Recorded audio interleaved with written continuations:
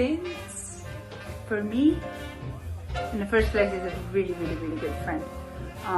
I'm very grateful to have him in my life. He's one of my closest friends, and he was also my first Lindy Hop teacher. Yeah. And a few years later we started to work together and we got really close, so the rest is history. Vince, I love you.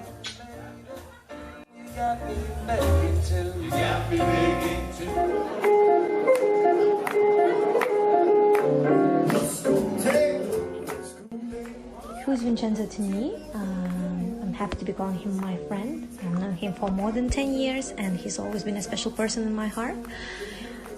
We've been working together and during that time he always was a wonderful colleague and amazing dance partner.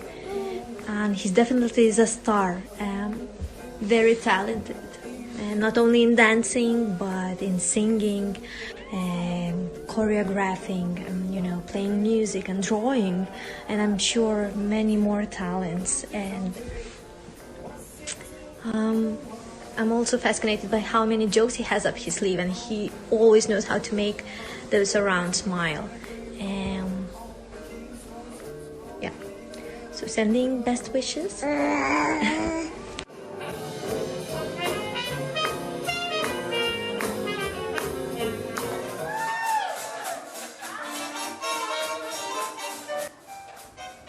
This is Peter.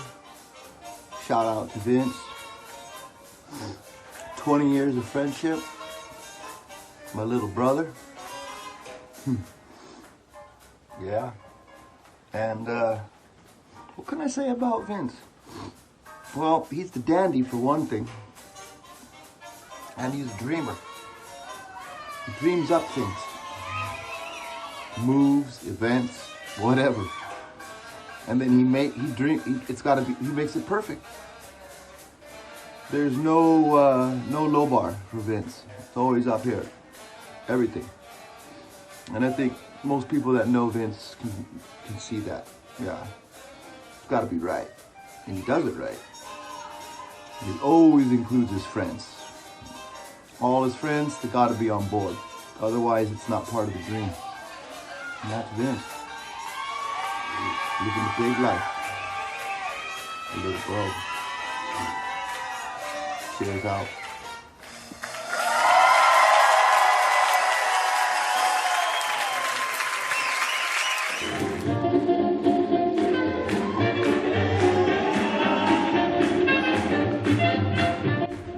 Hi, it's Mel. Who is Vicenzo Fesi? Simple question, but it's difficult to answer. He's my dance partner, event organizer, director, producer, you name it. But long-time friends, and I'm very grateful to know him in my life. This is for you, Vincenzo Fesi. To my brother, Chin Chin.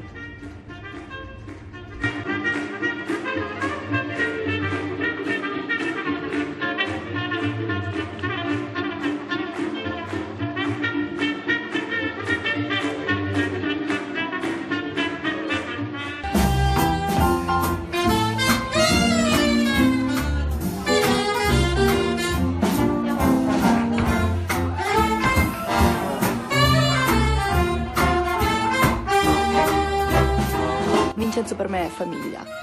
Non siamo famiglia solo l'uno per l'altra, ma lui è famiglia per la mia famiglia e io sono famiglia per la sua famiglia. Siamo cresciuti insieme, abbiamo raggiunto tante soddisfazioni, abbiamo superato tanti ostacoli insieme. Vincenzo mi ha insegnato un'arte che oggi è diventata il mio lavoro, la mia passione e il mio stile di vita. Ci conosciamo ormai da quasi 20 anni. Ci siamo conosciuti nell'aprile 2002 e a dicembre 2002 si è fidato talmente tanto di me che mi ha portato con sé in Finlandia per insegnare con lui. Ho imparato una lingua, ho volato per la prima volta, ho visitato il mondo e tutto questo è stato grazie a Vincenzo. Quindi sì, è una delle persone che sarà nella mia vita per sempre, farà sempre parte della mia vita no matter what. Sì? Ti lovo, Fesi. Ciao.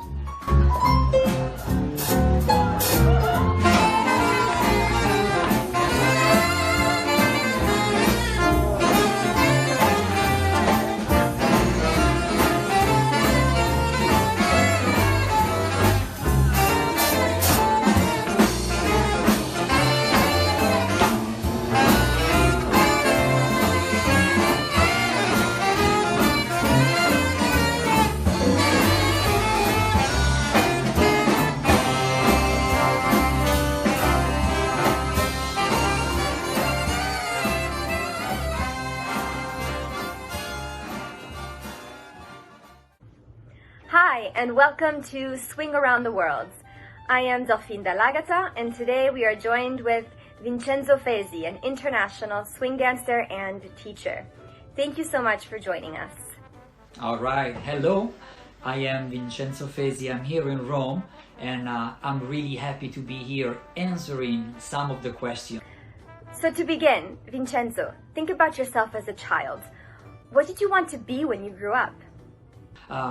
I think the first thing I remember is, I think it's the stereotype of the Italian. I think I wanted to be like my dad and my uncle. I wanted to be a chef. That was the first thing ever when I was super young. Then when I started to go at the elementary school, the first thing that I remember is that I wanted to be an archaeologist. So I think when I was about 7 or 8, all my Christmas presents were dinosaurs and history books. And I was really interested in all this stuff. I wanted to know everything about the past, and I'm talking about ancient history. Soon after, as soon as we started to study in school the stars and astronomy, I wanted to be an astronaut. And I was very fascinated by anything that was outside of the planet. So there was those two were the first two things I wanted to be as a kid. Then soon after, I think I got into music. So music came into my life, and then I've been thinking about music all the time. But I think all of you are wondering if I wanted to be a dancer. I never thought I would become a professional dancer. Yes, I loved the dance because my family used to go dancing every weekend. So my aunt and my grandma would take me and my sister to dance. So I always loved the dance and atmosphere at the ballrooms, but I honestly never thought I would become a dancer, or actually I never thought I would have danced. Yes. How were you as a child? Shy, extroverted, thoughtful? How did you spend your free time? Tell us about the little Fesi. Did you already dance? How was I as a kid? I think I was, in general, I was very social.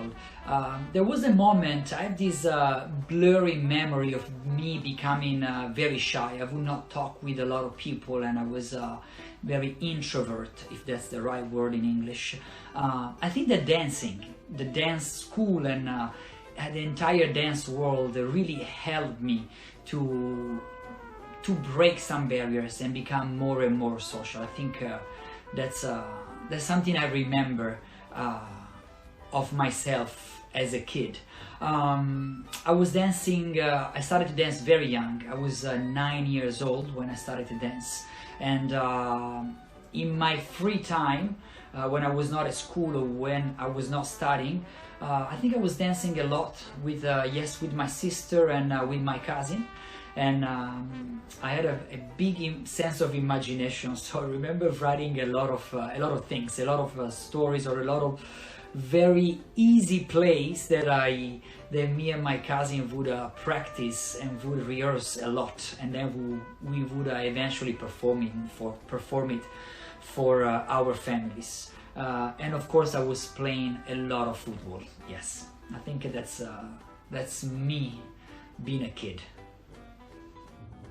Okay, 18 years old, share one memory about yourself. When I was 18, I don't have memories. I don't think, I don't know. nothing really cool happened when I was 18. Besides the fact, when I was 18, that was the first time I was selected to be in the official national team, the official Boogie Woogie national team to go to the World Championship in Schaffhausen, Switzerland. And I was representing Italy for the first time that the national team actually was shaped. That was, I think, one cool memory of when I was 18. And then, I don't know, another cool memory or interesting memory that goes into the stereotype of the audition. I went to dance with someone.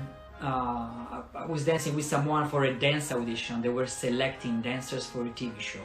And I was just the one taking the person there, and I happened to dance with that person. And of course, that sounds a bit like fame, but that was actually what happened. They asked me all the information and blah blah blah, and I end up being in the TV show, and the person I was taking to the audition didn't make it to the show. So that's now that you ask me the question, this is one thing that comes straight to my head. Como is your hometown, and now Rome is your adopted home.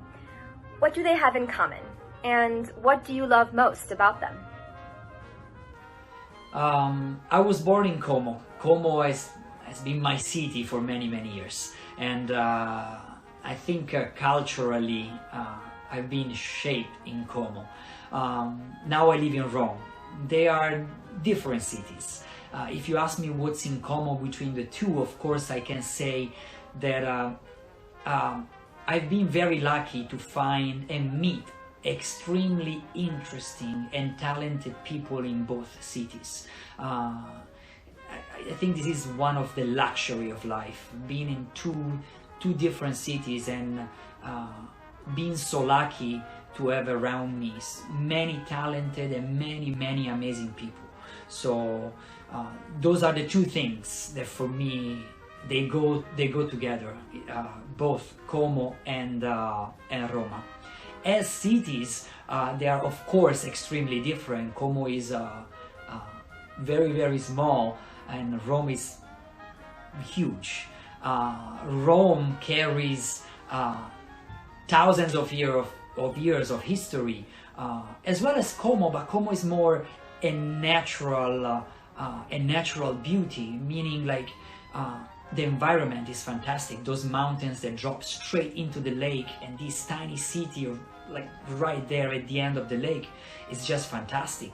Even now, I mean, I was born in Como, I was raised in Como, but every time I go back and I see and I drive to my home or I drive to the city, especially at night time, to see the moon reflecting on the lake and then the cupola of the Duomo right there in Como is something that is breathtaking. Whether in Rome, it's a bit of a mess. Everywhere it's a mess. There is a lot of traffic and so on and so on. But that mess of Rome, for me, it's really fascinating. And in a way, in everything around Rome, I found my dimension. And also the climatic or the weather in Roma is much better. So I think they fit my soul much more than the cold of Como. So I'm really happy to be in Roma now and being here in this fantastic city. Okay, so now I can ask you this question. When did you start dancing? And did you immediately begin with swing? I started to dance in 1989 and I was 9 years old. My elementary teacher, she was, I would say, very avant-gardist. For 1989 in Italy, she was dedicating one day of studies, one day of the week, to different subjects, such as we were studying German language, economics, and theater, cinema. And to the theater project, she brought this dance teacher to apply the dance movement to the theater. This dance teacher eventually talked to my mom, and she thought that I could become a dancer. So she talked to my mom, and then my mom was very surprised hearing that I could have been a dancer, or I had the potential to be a dancer. She actually said something like, she was asking if the dance teacher was sure that she was my mom, because she couldn't believe that I could be a dancer. But she took me to the dance studio, and that's how I started. I started with Boogie Woogie. That was the first dance I danced, and I continued with Boogie Woogie for many, many years. And then I started to Lindy Hop in 2000, when I saw it for the first time in Munich, to a festival called Boogie Baron. And then I went to Los Angeles for Camp Hollywood in 2000, and that's when I saw the Lindy Hop in that form and really stole my heart. What sacrifices have you made for dance? I don't think I've been doing many sacrifices, or I don't think I've been taking away a lot to my life for the dance. And I think the reason why I say this is because I've been doing this with a lot of happiness. I was not sad, or I've never been saying, oh, that's too much, can't do this. So I can't say I've been suffering a lot for this, to achieving this. I think I was doing all this with a big smile, because I really liked it. Even if I can't really say I had a name, like I never said like, oh, I want to be a dancer, I will do everything to be a dancer. I think it just happened. It just happened like a ball that rolls down the mountain. But yes, I was dancing a lot, and I couldn't do many things, such as this is the thing I have in mind, like I could not go to birthday party, for example, because I had to wake up early the next day, especially during the weekend. I was not going out a lot with my schoolmates and all these things, but everything was very simple. It was like this is something I like to do, and I always wanted to do. I think only one time I had a moment, only this one time I had a moment where I didn't want to dance anymore, because a lot of friends at the dance school started to drop off. They were not dancing anymore, so it was, in a way, I was feeling a bit lonely, and I didn't have those friends anymore. So I think, I don't think, I went to my mom and my grandma and I said, I don't want to go anymore because everyone stops. And both of them, they answered at the same time, no, you continue. You started, and then you will continue. You'll take this until the end. And I never knew what the end was, and in truth, there was not a lot of communication. There was one thing, no, you don't stop. And I didn't debate, and then I continued. But I must admit, I was always happy. It was tough. It was tough because my first dance teacher, and she has been my dance teacher for many years, she was not an easy person. She was very tough with the kids. She was strong, and she was very demanding from the kids. I think nowadays, many things she has been doing would have not been, I think parents would not accept her method. And I think she had to change through the years. But it was useful to us. She was strong, she was tough, but at least to me, she took off maybe that fire of developing and become better dancers. And I think I took this for many, many years. For example, when I broke my wrist, I could not dance for months. And as soon as the doctor said, okay, now you can practice again, I think in 20 days, maybe a little bit more, maybe more like a month, I was ready for the Italian championship, because I was practicing on a daily basis. I was dancing up and down the stairways, and I was trying to get my muscle tone back in shape as it used to be before the accident. So yeah, I think those were the thing that I take as strong experiences. But all of this, I did all this with a happiness and with a smile, and never like, oh, I don't want to do this, this is too hard, and so on. So I can't say that those were sacrifices or something like this. dancing has always been something that made me happy, even when I couldn't recognize the happiness that dance was bringing into my life. Lindy Hop, Balboa, Tap, Charleston, Solo Jazz, you dance all of them. Which is your favorite, and which best expresses yourself? Yes, I dance many different styles, even if I would say I would not consider myself a tap dancer. Let's say I tap, but I won't consider myself a tap dancer. But yes, I dance many different swing forms. I'm not sure which one is the one that represents me the most, because it depends, I think, on the moment, how I feel, but most of all it depends on the music. And it depends what the music says, and then how I filter it, and how I can express the thing I feel with my dance partner. So it also depends who I dance with. I like to think of myself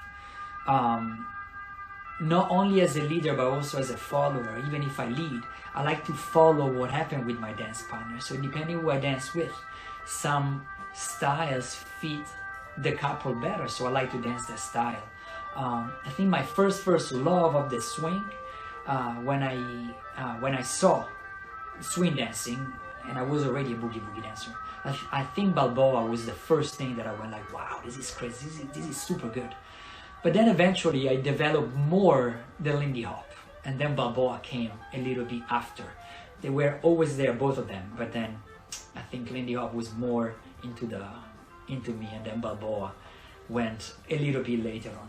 But all of them, I love all of them. I think they represent me equally, as I said, depending on the music and who I'm dancing with.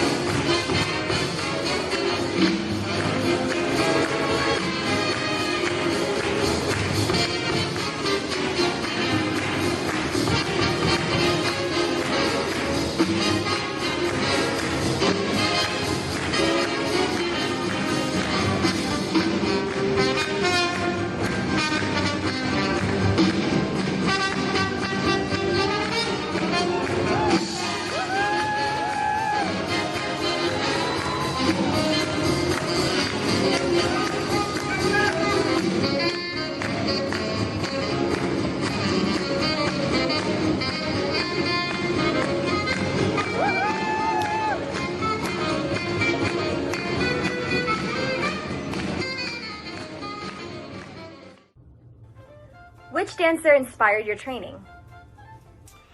The dancer that inspired me and inspires me. I will go chronologically. I think Dean Collins was the first dancer that really inspired my dance. I was looking at this Dean Collins as a master, and I still do. I think a lot of things I do are really inspired by his movement, his approach to the dance. Frankie Manning came in the picture later on, not much later, but a little bit later. And I think he was another great inspiration of mine. Now I bring two dancers and I just answer like I think the 99% of the Lindy Hoppers or of the swing dancers. But this is the truth. Those are the two dancers that I looked at and I still look at to get inspired, because I really think they were incredible. And yes, I look at them and I still try to learn as much as possible from the way they danced. You've become an international star, recognized as one of the world's best swing dancers and invited to perform on stages everywhere. How did you get started in the international swing scene? I can't really say how I started to travel and dance internationally. I think Isabella and I were traveling before 2005, just a little bit, mainly in Italy. I think her rank was the big change. Once we received Frida Segerdal email back in 2005, we were living in New York, Isabella and I, and we received the email saying that they would like to have us teaching in Harangue in 2006, and I couldn't believe my eyes when I saw it. I think I closed the computer and opened it again because I couldn't believe it. And I think with Harangue many things started to happen. And I say Harangue was a big thing for me even before I started to teach there in 2006. When I went there for the first time in 2003, Harangue really opened my eyes, because before that I was really oriented into the West Coast or swing dancing from California, let's say that way, to don't mislead anyone. But once I went to Harangue, I really was exposed to a different style of dancing. That's where I saw and met Frankie Manning for the first time. And it really opened my eyes, it really opened my idea of the dance. And I think it also changed my approach to the dance. So yes, I think Harangue has been playing a big role in my career. You've danced in many places and numerous cities. Which one do you hold close to your heart? My favorite city, I don't really think there is one favorite city. I think all of them are special in their own way. And I really think the people make the city fantastic. It's not the city itself, it's the entire experience that makes it special, unique and magic. You've also danced with many artists, both men and women. Which performance was the most exciting for you? The favorite show or the favorite competition? I will mention three. One is the jazz battle in Stockholm, when Isabella and I made it to the final, and we were in the final among the Harlem Shots, and we were in the final. We did the famous snatch. That's the famous movement that did Frankie Manning in Helsa Poppin, when they do the leader pulls the follower on his back, and that's Frankie Manning pulling Ann Johnson on his back and throwing Ann Johnson back again. That's a snatch. And when we did that one in that competition, after the competition, Frankie came to us and he said he really loved the way that we did that move. And for us, me and Isabella looked at each other, we couldn't believe that actually the person who did that move and we had been looking at and practice that same movement, he actually came to us to say that he actually liked, and he says something like, you got the way to do it, you do it right, because you're supposed to actually pull the partner all the way in the back. And so he talked for a little bit. He didn't say just, oh wow, I liked it, but he actually explained why he liked it so much. And that's one moment. And then, of course, I think when Remy and I did the first ILHC that I went to, and we did that number, me and him together, and that's a special memory of mine because of the friendship that between Remy and I, and the reason why we did that routine together, which is a very strong, the reason why, was Remy's idea to perform that number that we choreographed months ago. So that's very emotional, the reason why he wanted us to perform together that piece at ILHC. And then another important moment is Helsa Popping contest for Frankie 100 at the Terminal 5 in New York City. Agustina from Argentina, she contacted me and asked me if I wanted to compete with her, and I was very skeptical because years before that date, I promised myself I would never compete again. And then she asked me and I said, okay, let's give it a try.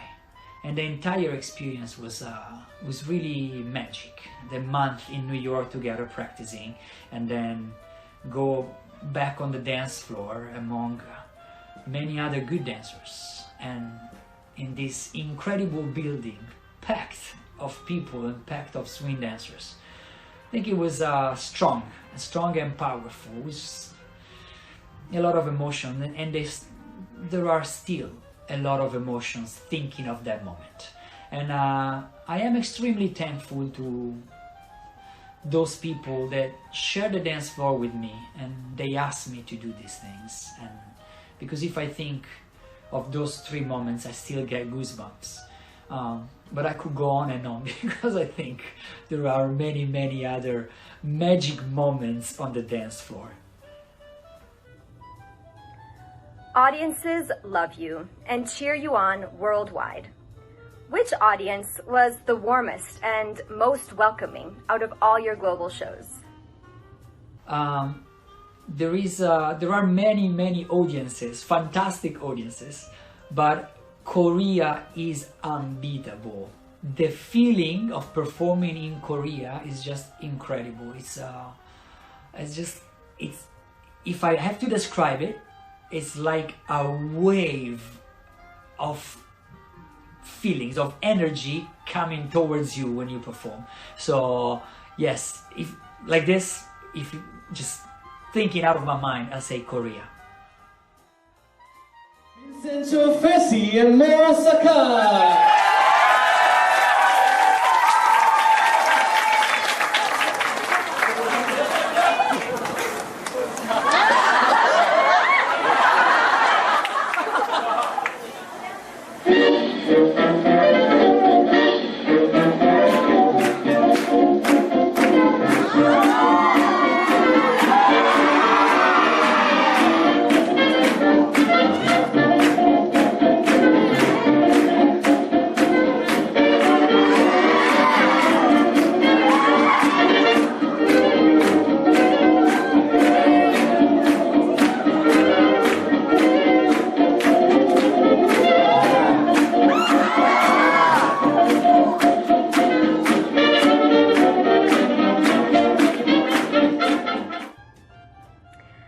Have you ever messed up during a show? If yes, what happened? Mistakes during the performance, yes, it happened many times, and this, I think, what I do comes from things I've learned in the dance school where I started to dance. You just continue, you smile, and you make sure that mistakes become part of the performance. And I think it's not only me doing this, I think it's the general rule once you step on the dance floor to perform. Just continue, smile, and make it part of the show. You're not only a dancer, but also a teacher. What is your teaching style? I don't think I have a specific method. I think the way I teach has been changing through the years. But if I have to describe it, or if I have to say some rules or some ideas I have in mind when I step on the dance floor to share some dance ideas, is that I really like to share, yes, the knowledge, the happiness, and I want the students to go away with a smile on their face, with something new they've learned in class, and something new that they can, yes, go home and practice, but immediately they can have it, so they can somehow perform the thing they learn. So I think those are the 3 ideas I have in mind when I step on the dance floor to share some dance idea. You're also a presenter, singer, choreographer, and actor, the whole package. How much work is behind all of this? Yes, I do many things. I'm not sure. I won't consider myself a professional in all those things, but I do everything with happiness, and I see everything like a little play, like a game, if that's the right word. I just do everything without thinking much, and I don't take myself very seriously. I think I do everything with this idea of just being happy and just enjoy life and enjoy the things I do, and I try to do it with all the passion that I have without thinking too much, without getting too many things in my head. I just do it, and but I say in this way of not thinking, of being happy, and just take it with a lot of easy way of living, easy mode. I think I do a lot to develop and to improve and to do the best that I can in the thing that I do. Let's talk about the swing crash. In 2006, you brought swing to the piazza. How did this project start? And what changes did it bring to the Italian swing scene? Swing Crash. We started Swing Crash in 2006. It was a big idea I had for a long time, and I shared with Isabella that she has been my partner in crime for this crazy experience. We did 10 editions of Swing Crash. We wanted to bring swing dance in the street, on the streets, and we wanted people to see it for free, to expose the crowd, the square, to swing dancing. So we wanted people to know what swing was, and we did it. The idea was live music, a dance floor, and this energy that will go from the stage to the dance floor and vice versa. So we wanted the dancers to inspire the musicians and the musician to inspire the dancers. And everything wanted to be free. We had this major event outdoor in the square. And that's how Swing Crash started, and we kept going with this idea that it had to be, at least the part outside had to be free to everyone to enjoy. And I think Swing Crash, and that's my opinion of course, but I think Swing Crash is responsible for the live music to many other festivals around Europe. Yes, in Italy and around Europe. Because when we were traveling before Swing Crash, I think when the festival or the workshops, they did not have live music every single night. Maybe they had it on Saturday night or something like this. When Swing Crash started to happen, I think more and more festivals wanted to have live music every single night. Maybe it was not Swing Crash to set the trend, maybe it was just star alignment, I don't know, but it happened right after Swing Crash. Or at least this was something that we started to see after this. And I think Swing Crash really plays a big role in swing dance in Italy, because more and more people, at least in Lake Como, started to dance. And then a lot of people from other cities would come to Swing Crash, and I think the energy was so big that everyone would go home and wanted to do more and more and more and more. So yeah, Swing Crash has been an incredible experience for everyone, for Isabella and I, and I personally see it as an important step for swing dancing. I would say both in Italy and at least in Europe.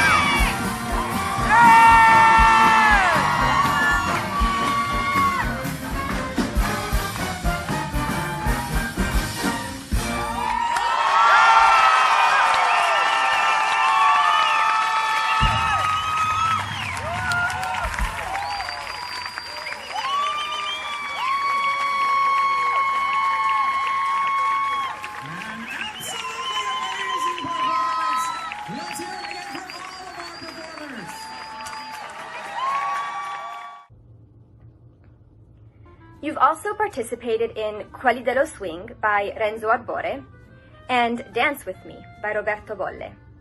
What memories do you have about these experiences?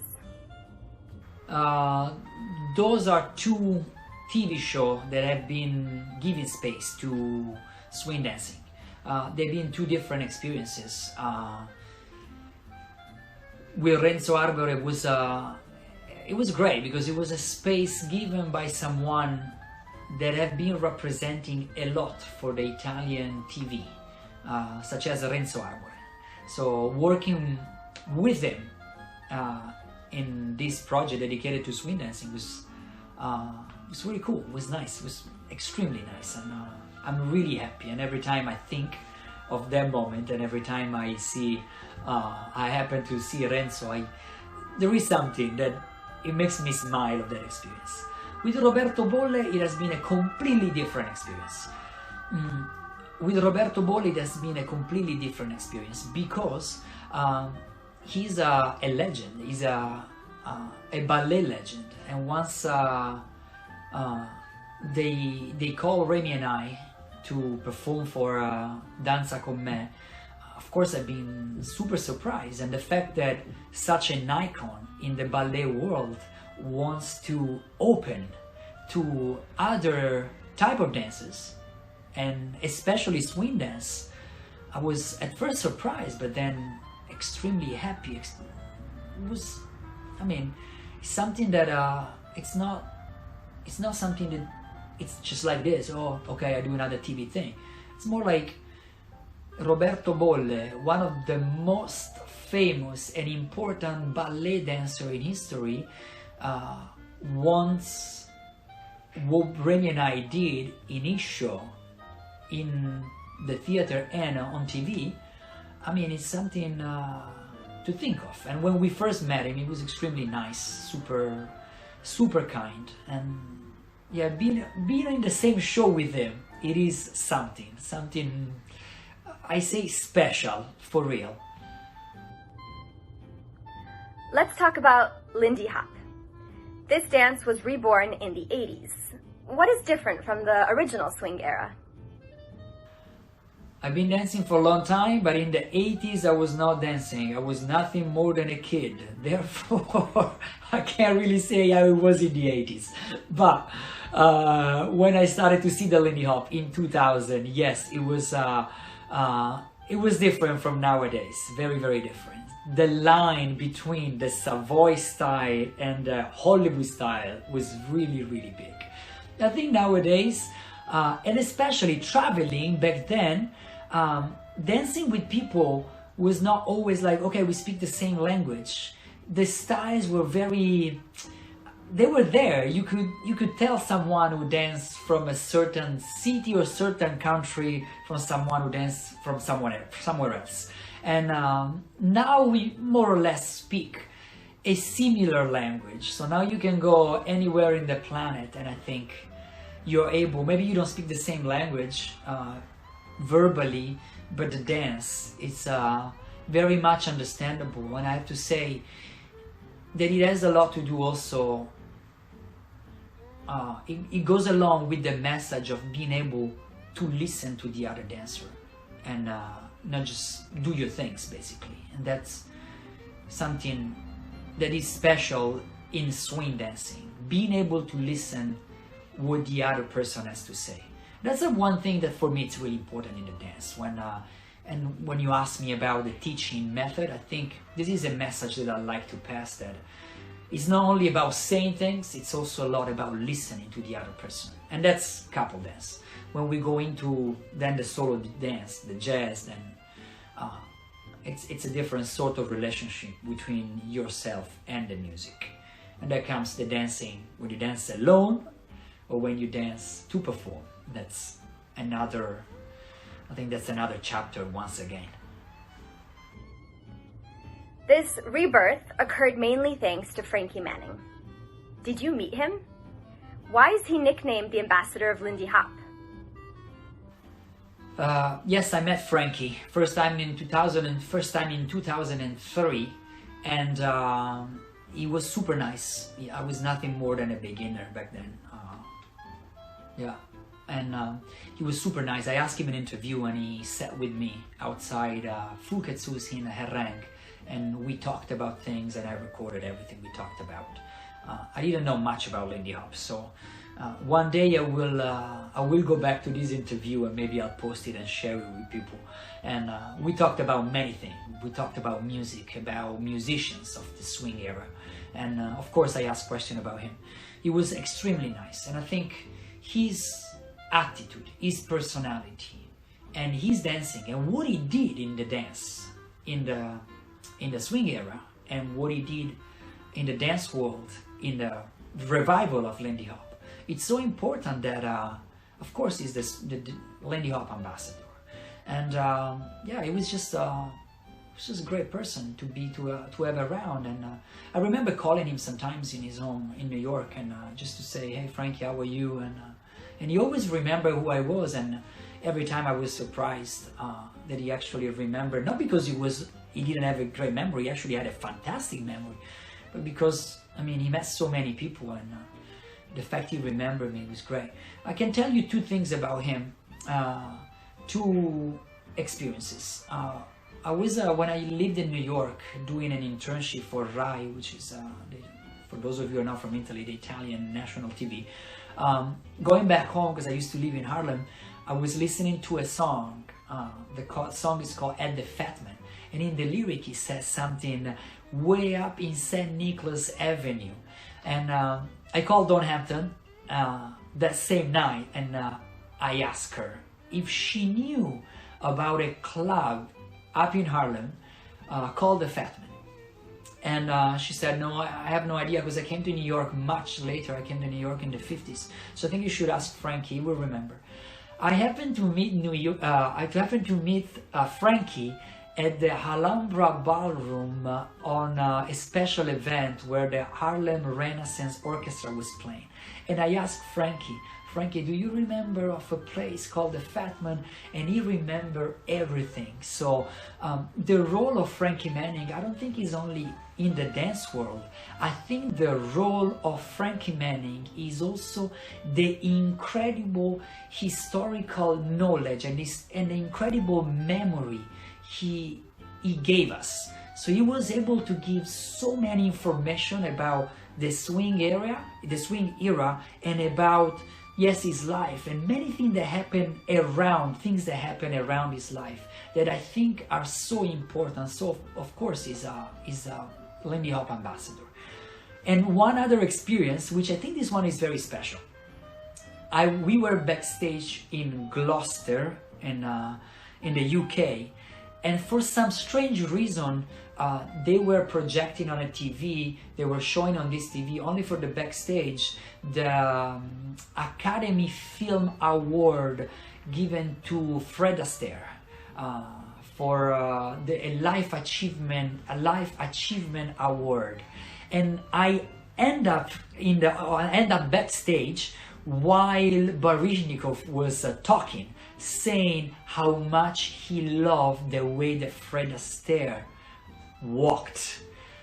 And Frankie turned around and he said, "Yeah, I remember that we all were in love on the way Fred Astaire used to walk." And that to me was just incredible. Because it was just a simple moment. We're just watching TV, watching Baryshnikov talking, and then Frankie just turned around and says, "Yeah, we love the way Fred Astaire walked." Yeah. Swing, the world of dance, and performances in general have all stopped for over 10 months. How have you been coping? How can an artist maintain their creativity and desire to move forward in such difficult times? No dancing for 10 months. It has been very difficult without dancing. I know the situation is different everywhere. Every country has a different situation with COVID-19 and a different approach to the issue. We all have been away from the dance floor, and it has not been easy. It has not been easy for the professional dancers that of course, there is also an economical problem, and I know it has not been easy also for everyone just for the social dance, because it's a big part of our life, being able to dance with someone else, being able to ask, would you like to dance, or being asked.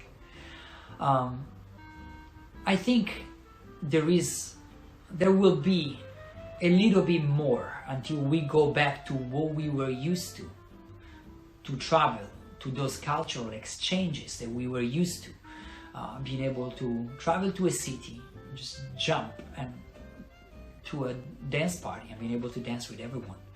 It will take a little bit more, but I'm optimistic.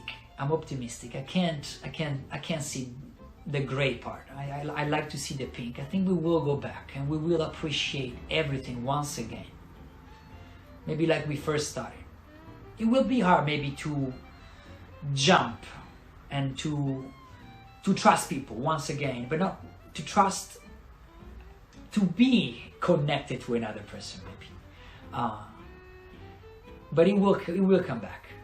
Stay creative in this period. Maybe it's not that easy, but I think it's just a mental attitude. I think continuing to dance, try to practice even by ourselves is something that still keep us, keep our creativity awake. I think going into depression is not the attitude. Saying this, it's surely not the solution. Depression comes in without giving you any alert, I think. And then we just go into a black hole, which is going to this moment of not understanding and just feeling low. But I think it's important to stay up and try to look at life like with pink glasses, and that's help creativity, and try to also take this time to look into things we were not able to look before, such as videos or research into books. And I think this will create a base to a new dance, maybe a dance world, or to a new dance approach or a dance attitude. Okay, so let's end on a positive note. Which swing tune do you recommend to start this new year with a smile? Let's dance to it. Okay, so first of all, the word positivo, has been cancelled from my vocabulary, and I substituted with the word optimistic. No more positive in this 2020. With that said, I cannot dance because to finish this wonderful year, I decided to break one toe, so I cannot dance for a little while. But I would like to recommend this beautiful song by Renzo Arbore for a wonderful start of 2021. The song is Cacao Meravigliao. Thank you so much for joining, Vincenzo, and for all the audience members watching worldwide. This was Swing Around the World, and wishing you a very happy new year. Bye!